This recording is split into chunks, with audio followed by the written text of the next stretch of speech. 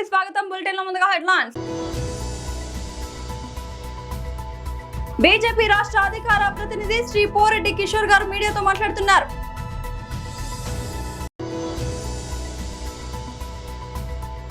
YSRCP general secretary Nandamuri Lakshmi Parvathi press meet.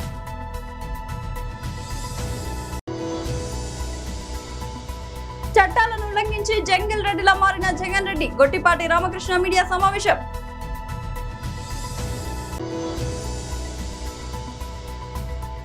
Hyderabad లో వినాయక విగ్రహాల ఎత్తుపై పోలీసుల ఆంక్షలు. బీజేపీ రాష్ట్ర అధికార ప్రతినిధి శ్రీ పోరెడ్డి కిషోర్ మీడియాతో మాట్లాడుతున్నారు. మీడియా మిత్రులందరికీ నమస్కారం. ఈరోజు మీరు దేశం మొత్తము రిపోర్ట్ చేయబడుతున్న న్యూస్ ఒకటి మీరు ముందే చూసే ఉంటారని అనుకుంటున్నాను. మొన్న జరిగిన కాక్రోచ్ జనతా పార్టీ ప్రొటెస్ట్ సమయంలో, అట్లాగే పార్లమెంట్ పై ఆల్మోస్ట్ దాడి జరిగినటువంటి సమయంలో విద్యార్థులం అని చెప్పుకుంటూ ఎన్నో అసాంఘిక శక్తులు ఆ ఉద్యమంలోనూ, ఆ పార్లమెంట్ పై దాడిలోనూ, అట్లాగే సోషల్ మీడియాలో కూడా ప్రజల మధ్య విద్వేషాలని, బీజేపీ నాయకుల యొక్క గౌరవాన్ని తగ్గించే విధంగా అశ్లీలకరమైనటువంటి ఏఐ ఆర్టిఫిషియల్ ఇంటెలిజెన్స్ ద్వారా తయారు చేయబడ్డ వీడియోలని మన ఇతర దేశాలతో మన భారతదేశ సంబంధాలకు విఘ్నం కలిగించే విధంగా ఆ దేశ నాయకులను కూడా చాలా అశ్లీలంగా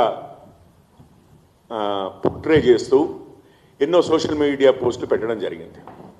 అయితే ఆ పోస్టులని తీసివేయాలని, ఆ పోస్టులు పెట్టిన వారిపై చర్యలు తీసుకోవాలని, అట్లాగే ఆ ఫేస్బుక్, ఇన్స్టాగ్రామ్ పోస్టులు ఏవైతే మెటా అనే కంపెనీకి సంబంధించిన ఈ 2 సోషల్ మీడియా సంస్థలు ఏవైతే ఉన్నాయో వాటి మీద కూడా చర్యలు తీసుకోవాలని పెట్టిన కేసుని మన హైదరాబాద్ పోలీసులు, సైబర్ క్రైమ్ పోలీసులు ఎఫ్ఐఆర్ నమోదు చేయడం జరిగింది. అయితే ఆ కేసు పెట్టిన వాళ్ళలో ఇద్దరిలో ఒకరు నా పక్కనే ఉన్నారు, సాయి కిరణ్ గౌడ్. అందులోని విషయాల గురించి కొంచెం క్లుప్తంగా వివరించి దాని తర్వాత ఈ ప్రెస్ కాన్ఫరెన్స్ పెట్టవలసిన అవసరం ఏంటి అనేది వివరిస్తాను. ఇప్పుడు మోడీ గారి ఫేక్ వీడియోలు తయారు చేయడమే కానీ, అశ్లీలకరమైన వీడియోలు తయారు చేయడమే కానీ, ప్రజలని రెచ్చగొట్టే విధంగా, అంటే ఈ ఫేక్ వీడియోల ద్వారా ప్రజలను రెచ్చగొట్టే విధంగా పబ్లిక్ ఆర్డర్, అంటే శాంతి భద్రతలకు విఘాతం కలిగించే విధంగా భారతదేశ సంబంధాలు ఇతర దేశాలతో, ఫ్రెండ్లీ నేషన్స్ అంటాం, అంటే మనతోటి మంచి సంబంధాలు ఉన్న దేశాల నాయకులపై, అట్లాగే ఆ దేశాలతో ఆ రిలేషన్స్ చెడిపోయే విధంగా పెట్టిన అశ్లీలకరమైన పోస్టులే కానివ్వండి, వీటన్నిటినీ నేను ఇంతకుముందు చెప్పినట్లుగా వీటిపై యాక్షన్ తీసుకోవాలని చెప్పి కేసు నమోదు చేశారు. YSRCP general secretary Nandamuri Lakshmi Parvathi press meet. ఆమె ఒక ప్రసంగం చేశారు. అది విన్న తర్వాత మీ ద్వారా ఆమెను కొన్ని ప్రశ్నలు అడుగుదామనుకుంటున్నాను నేను. ఫస్ట్ పాయింట్ ఏంటంటే, ఆమె ఒక మాట అన్నారు, అక్కడ కౌరవ సభలో ద్రౌపదిని అవమానించినట్టుగా ఇక్కడ జగన్మోహన్ రెడ్డి గారి పరిపాలనలో చట్టసభలో, అసెంబ్లీలో నన్ను కూడా నా శీలం మీద నిందలేశారు, నన్ను వ్యక్తిత్వ హననం చేశారు, నన్ను చాలా ఘోరంగా అవమానించారంటూ ఆమె ఒక పచ్చి అబద్ధం మాట్లాడారు. పచ్చి అబద్ధం. ఎందుకంటే బహుశా కుటుంబం అంతా అబద్ధాల్లోనే నడుస్తూ ఉన్నట్టుగా అనిపిస్తూ ఉంది. భర్త, కొడుకు, చివరికి ఈమె కూడా కుటుంబంలో చేరిపోయింది అబద్ధాల ప్రపంచంలోనే. తల్లి, నేను ఒక్కటే చెప్తా ఉన్నాను, నువ్వెవరో కాదు, ఎన్టీఆర్ గారి కుమార్తెవి. మేము గౌరవంగానే అడుగుతున్నాను, నేను ఒక్క సమాధానం చెప్పమ్మా. నిన్ను చట్టసభ అంటే శాసనసభలో ఎవరైనా అవమానం చేశారా? అది ఒక్కసారి మీరు నిరూపించగలరా?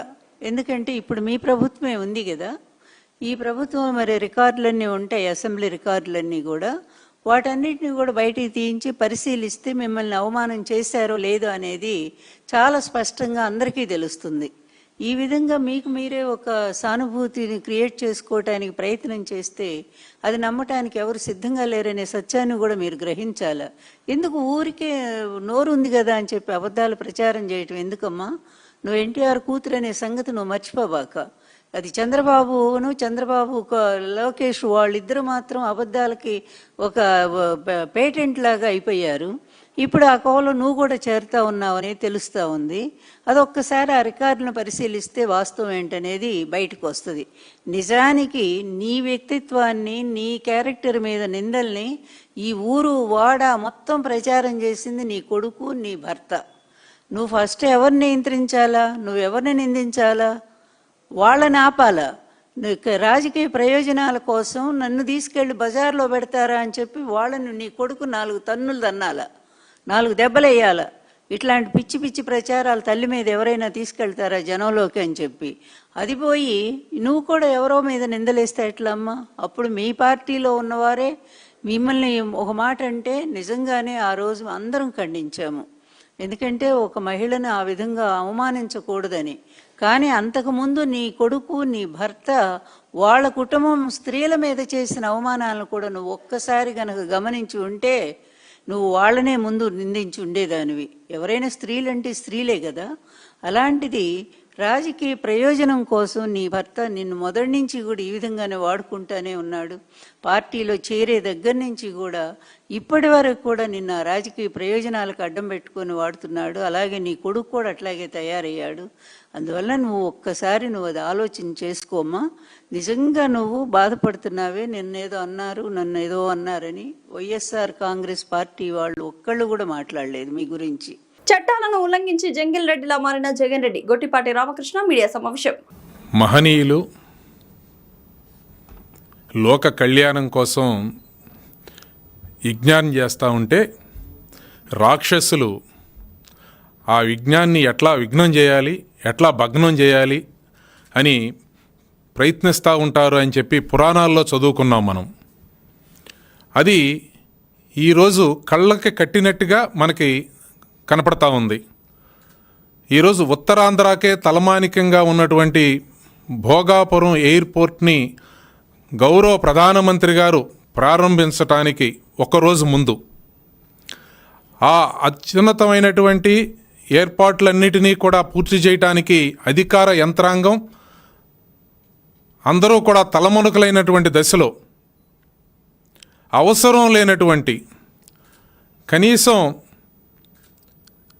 కనికరం చూపించాల్సినటువంటి అవసరం లేనటువంటి వ్యక్తిని పరామర్శించడానికి ఈ రాష్ట్రంలో ఉన్నటువంటి జగన్మోహన్ రెడ్డి గారు పరామర్శకు వెళ్ళారు. ఇది ఒక ఆశ్చర్యకరమైనటువంటి అంశం. ఎక్కడైనా బాధితుడిని పరామర్శిస్తారు, ఎక్కడైనా గాయపడ్డ వాడిని, మరణించిన వారిని పరామర్శిస్తారు. కానీ ఇక్కడ ఈయన ఎవరైతే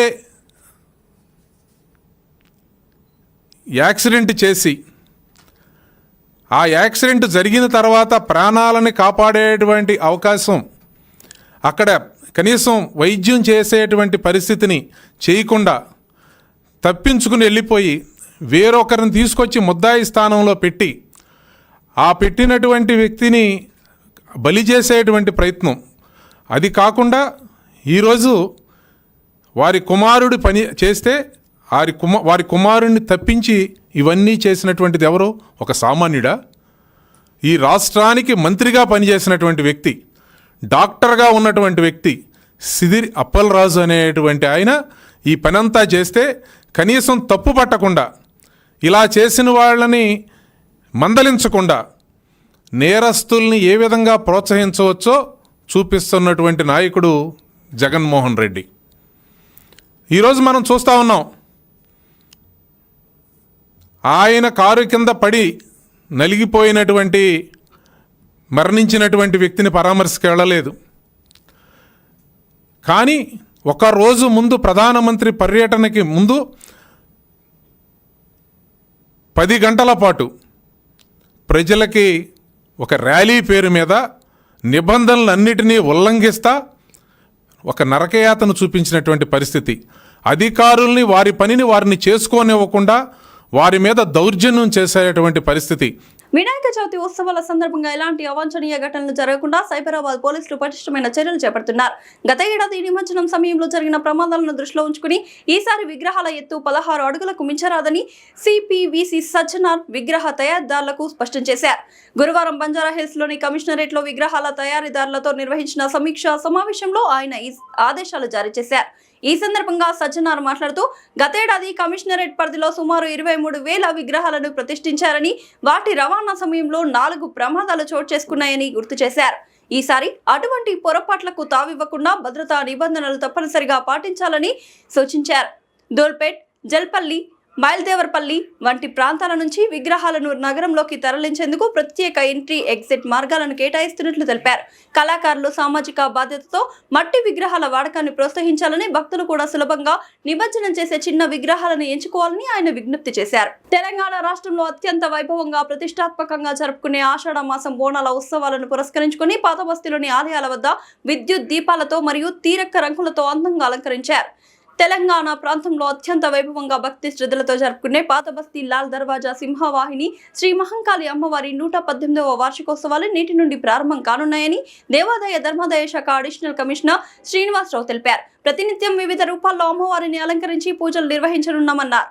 ఉదయం అమ్మవారి అభిషేకం అనంతరం నగర పోలీస్ కమిషనర్ విసి సజ్జనార్ మరియు జిహెచ్ఎంసీ జోనల్ కమిషనర్ సత్యనారాయణ ముఖ్య అతిథులుగా హాజరై శిఖర పూజ, ధ్వజారోహణ చేసిన అనంతరం అమ్మవారికి ప్రత్యేక పూజలు నిర్వహించి నవరాత్రి ఉత్సవాలు ప్రారంభించారు. ఈ సందర్భంగా VC Sajjanar, GHMC zonal commissioner Satyanarayana మాట్లాడుతూ ప్రతి సంవత్సరం మానవాయితీగా శిఖర పూజ, ధ్వజారోహణలో పాల్గొనడం సంతోషంగా ఉందన్నారు. తెలంగాణ రాష్ట్రంలో అత్యంత వైభవంగా జరుపుకునే పండుగ బోనాల పండుగ అని తెలిపారు. అన్ని శాఖల అధికారుల సమన్వయంతో బోనాల పండుగ ప్రశాంతంగా నిర్వహిస్తామన్నారు.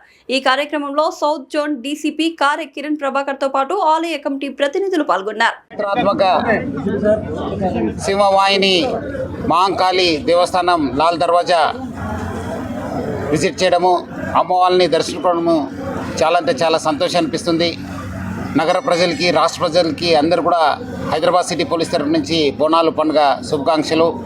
ఈరోజు ఇక్కడ నేను, మన అడిషనల్ సిపి తఫ్సీరు, మన జిహెచ్ఎంసీ అడిషనల్ కమిషనర్ సత్యనారాయణ, మన ఈఓ శ్రీనివాసు, అట్లానే మన డీసీపీ కిరణ్ ఖరే, ఇక్కడ ఉన్న భక్తులు మన అరవింద్ గౌడ్, వెంకటేశ్వరు, అట్లానే మాణిక్ ప్రభు అందరూ కలిసి ఈరోజు ఇక్కడ శిఖర పూజ, ధ్వజారోహణ కార్యక్రమంలో పాల్గొన్నాం. ఇది ఒక ఆనవాయితీగా ఇది ప్రతి సంవత్సరం జరిగే పూజకు ఈరోజు ఇక్కడ నేను ఆ పూజలు పాల్గొనడము చాలా సంతోషం అనిపిస్తుంది. ముఖ్యంగా ప్రజలకి, భక్తులకి, ఇక్కడ ఉన్న కమిటీ మెంబర్స్ అందరూ కూడా నేను పేరు పేరుగా ధన్యవాదాలు తెలుపుతూ, లాల్ దర్వాజా మళ్ళీ ఉజ్జయిని మహంకాళి టెంపుల్ 2 బోనాలు ఇప్పుడు మిగిలినాం. అంతకుముందు మన గోల్కొండ బోనాలు, బల్కంపేట బోనాలు కూడా చాలా ఒక ప్రశాంత వాతావరణంలో జరిగింది.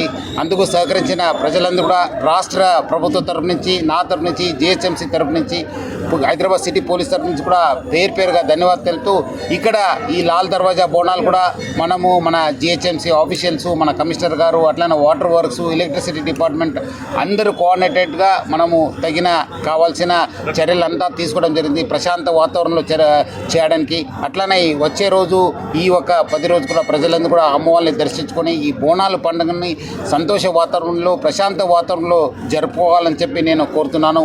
అదేవిధంగా మా వైపు నుంచి కూడా ఈ చైన్ స్నాచింగ్, మొబైల్ స్నాచింగ్ కాకుండా అట్లానే ఆడవాళ్ళకు, మహిళలకు, పిల్లలకి ఎటువంటి ఇబ్బంది కాకుండా సీ టీమ్స్ కూడా మనము డిప్లాయ్ చేసి ఎటువంటి అవాంఛనీయ సంఘటన జరగకుండా దాదాపు 2,000 పైన సిబ్బందితోని బందోబస్తు చేయడం జరుగుతుంది. ఇంకా మిగిలిన బోనాలు కూడా మనం ఇక్కడ ఉన్న బోనాలకి, అట్లనే ఉజ్జయిని మహంకాళి బోనాలు కూడా ప్రజలందరూ కూడా సహకరించాలి. అట్లనే వర్షం సమయము ప్రజలందరూ కూడా వాళ్ళు బయటకు వచ్చినప్పుడు మన రాష్ట్ర ప్రభుత్వము మనం ఇచ్చే అడ్వైజ్ని చూసుకొని వాళ్ళు ఒక ట్రావెల్ ప్లాన్ని చేసుకోవాలి. ఎందుకంటే మళ్ళీ వాళ్ళు ఇబ్బంది పడొద్దని చెప్పి ప్రజలందరూ కూడా కోరుతున్నాను. ఇక్కడ ఈ ఒక బోనాలు కూడా సహకరించిన అందరూ కూడా నేను పేరు పేరుగా ధన్యవాదాలు తెలుపుతున్నాను.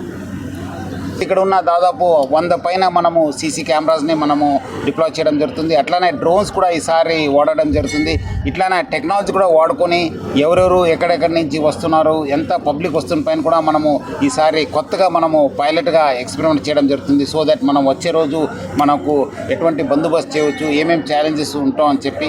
అట్లానే ఇక్కడ చాలాసారి లాస్ట్ కొన్ని సంవత్సరం ఏమేమి ఛాలెంజెస్, ప్రజలకు ఏమేమి ఇబ్బంది అయింది అది కూడా స్టడీ చేసి మన అడిషనల్ సిపి తఫ్సీర్ నేతృత్వంలో మన డీసీపీ కిరణ్, డీసీపీ రక్షితామూర్తి అట్లానే మన ఆఫీసర్స్ అందరూ కూడా స్టడీ చేసి ప్రజలకి ఎటువంటి ఇన్కన్వీనియన్స్ కాకుండా, ఎందుకంటే మనకు టైం ప్రకారం జరిగే పూజలు కావచ్చు, విఐపి విజిట్ కావచ్చు, ట్రాఫిక్ జామ్ కావచ్చు, ఆ దృష్టిలో పెట్టుకొని ప్రజలకు ఎటువంటి ఇబ్బంది కాకుండా హైదరాబాద్ సిటీ పోలీసు చాలా పకడ్బందీగా బందోబస్తు ఏర్పాటు చేయడం జరిగింది. మనము సీసీ కెమెరాస్ని మనము డిప్లాయ్ చేయడం జరుగుతుంది. అట్లానే డ్రోన్స్ కూడా ఈసారి వాడడం జరుగుతుంది. ఇట్లానే టెక్నాలజీ కూడా వాడుకొని ఎవరెవరు ఎక్కడెక్కడి నుంచి వస్తున్నారు, ఎంత పబ్లిక్ వస్తున్న పైన కూడా మనము ఈసారి కొత్తగా మనము పైలట్గా ఎక్స్పెరిమెంట్ చేయడం జరుగుతుంది. సో దట్ మనం వచ్చే రోజు మనకు ఎటువంటి బందోబస్తు చేయవచ్చు, ఏమేమి ఛాలెంజెస్ ఉంటాం అని చెప్పి.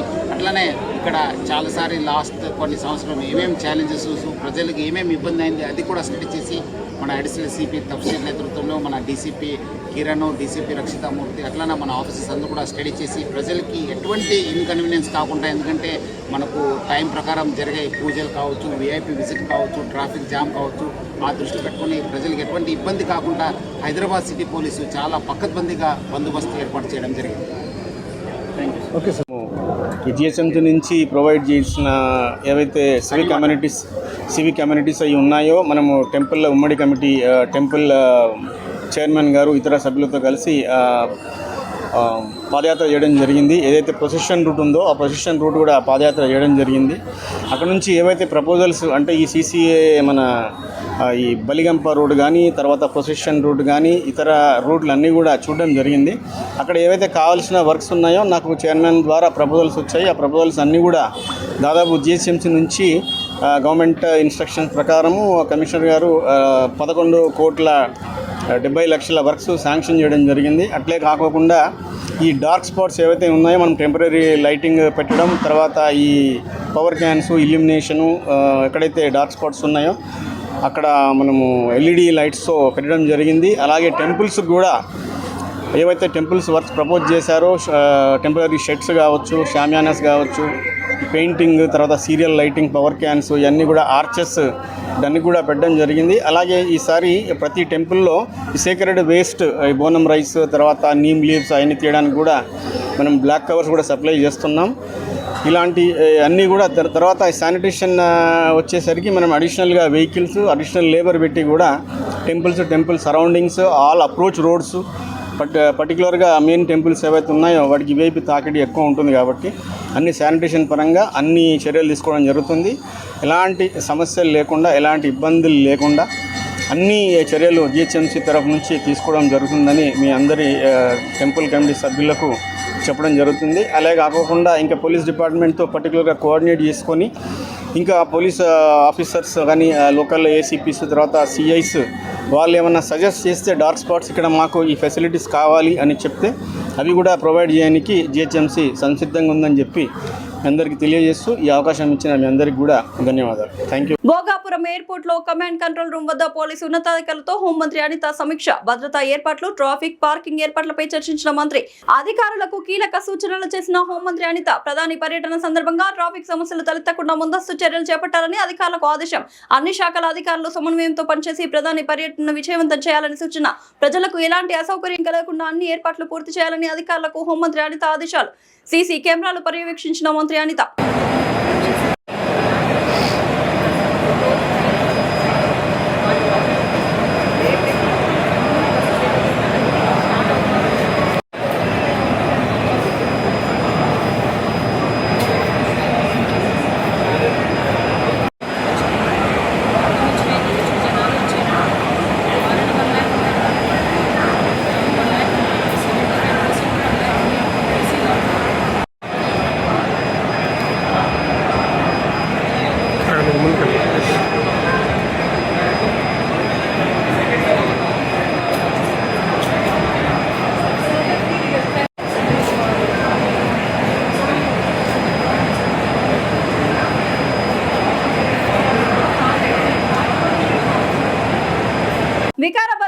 వరంగల్ మున్సిపల్ కేంద్రంలోని కడా కార్యాలయం పార్కులో Hyderabad metropolitan development authority urban forestry ఆధ్వర్యంలో వన మహోత్సవం ఘనంగా నిర్వహించారు. ఈ కార్యక్రమానికి ముఖ్య అతిథిగా హాజరైన HMDA director Rohin Reddy, HMDA deputy director Vijay Prasad, municipal chairman Nandaram ప్రశాంత్లు మొక్కలు పంపిణీ చేశారు. అనంతరం హెచ్ఎండిఏ డైరెక్టర్ రోహిన్ రెడ్డి మాట్లాడుతూ పచ్చదనం పెంచడానికి చేపడుతున్న వన మహోత్సవంలో అందరూ భాగస్వాములు కావాలని, ప్రతి ఇంటి ముందు మొక్కలు నాటుకోవాలన్నారు. కార్యక్రమంలో ఎఫ్ఆర్ఓ సత్యనారాయణమ్మ, ఎఫ్ఏఎస్ఓ శ్రీనివాస్ రెడ్డి, కడా కార్యాలయ సిబ్బంది, మహిళా, యువత పాల్గొన్నారు.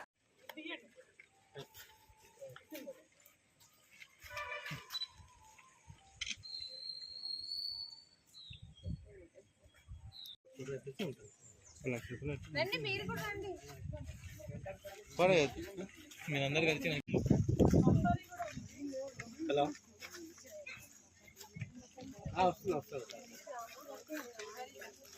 వస్తున్నా ఒక 5 నిమిషాలు ఇచ్చాము వస్తాను.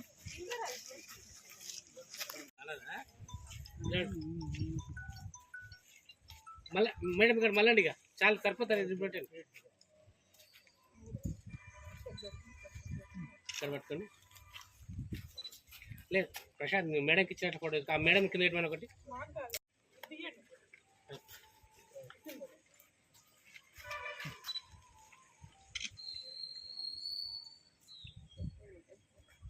బులెటిన్ నుంచి ముందే హెడ్లైన్స్ మరోసారి.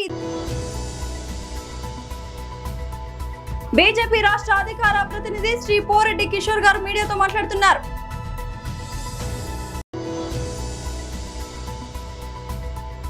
YSRCP general secretary Nandamuri Lakshmi Parvathi press meet.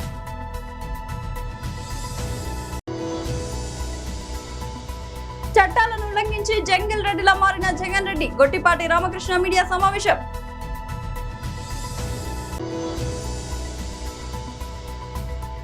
Hyderabad లో వినాయక విగ్రహాల ఎత్తుపై పోలీసుల ఆంక్షలు. ఇది వాళ్ళ బులెటిన్ అప్డేట్. మరొక బులెటిన్ మళ్ళీ కలుద్దాం. అంతవరకు సెలవు.